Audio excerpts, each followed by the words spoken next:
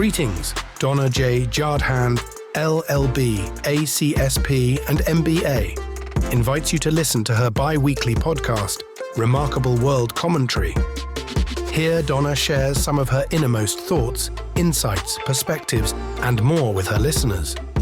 Donna focuses on topics that directly affect the future of kids, especially kids with disabilities. Donna is a blind advocate, author, sight loss coach, dinner mystery producer, writer, entrepreneur, law graduate, and podcast commentator. She has decades of lived experiences, knowledge, skills, and expertise in access technology and information. As someone who has been internationally recognized for her work and roles, she just wants to make things better than possible. Hello there, it's Donna J. Jodhan, advocate, author, blogger, sight loss coach, dinner mystery writer and producer, entrepreneur, law graduate, and podcast commentator. I want to share with you another very memorable day in my life. A day that I will never ever forget. And despite having been out of the country when this took place, I followed it on social media. And thanks to my good friends Anthony Tibbs and Albert Ruel, I knew exactly what was going on that day. It was July 19th, 2019. And it was the day that the Accessible Canada Act was born. But you know, someone may be asking, well, why is this so important to me? It is extremely important to me because I was the one who led the charge to kickstart a campaign to convince the Canadian government to enact an Accessible Canada Act. Up until then, Canada had not had any sort of act like this in place, and it was an embarrassment to us, to our community, that as part of the developed world, Canada had failed to enact an Accessible Canada Act.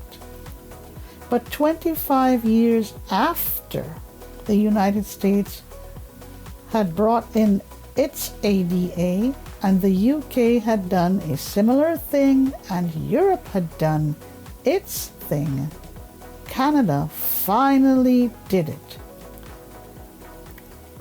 You know, it was a campaign I would never ever forget.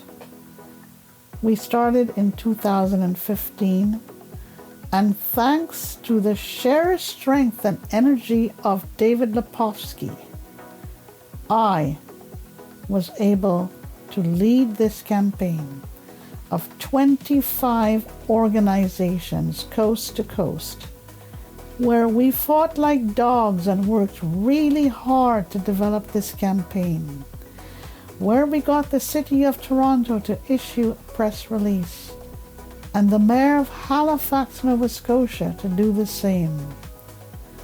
It was not an easy task, but from 2015 to 2019, we fought and fought and fought. Everyone came together, and everyone did their part. I was just a cog in the wheel.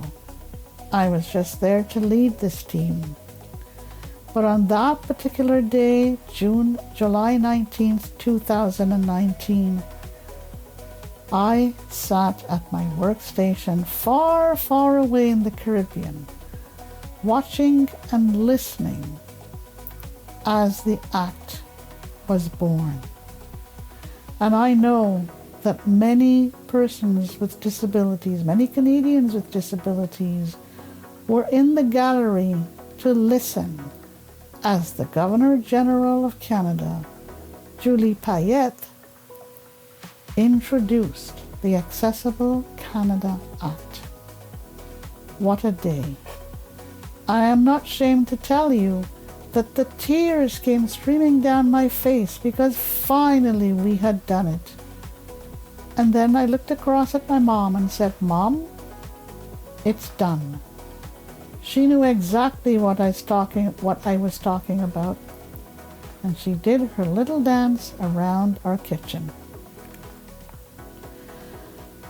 This needs to be more than just an act, more than what it is, more than the Canadian government simply saying that you are mandated to do certain things under the new Accessible Canadian Act. It has to be a buy-in from all federally regulated departments, regulated companies, regulated entities.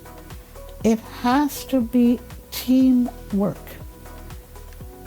It cannot just be an act where one is penalized if one does not adhere to these regulations. Regulations to make their processes and systems accessible. It has to be a convincing of stakeholders that it must be done.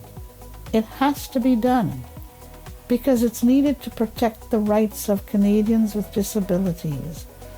It needs to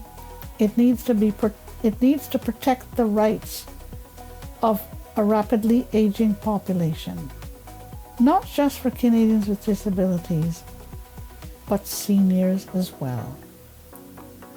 Don't just do it because it is legislation. Do it because it is the right thing to do. It is not a duty to accommodate. It benefits everyone, friends and family and associates of those with a disability of a rapidly aging population. Let us keep this in mind. But we need more serious penalties to be enacted. And as David Lepofsky keeps saying, these penalties need to be meaningful. Not just a company or an entity saying, well, I'll just pay the penalty and be done with it. It has to be a penalty that really, really affects them. Okay? So it's not too late. 25 years later, Canada has done the right thing. And it's better late than never. It's not really an excuse, but it is as it is. I'm Donna J. Jodhan, wishing you a terrific day.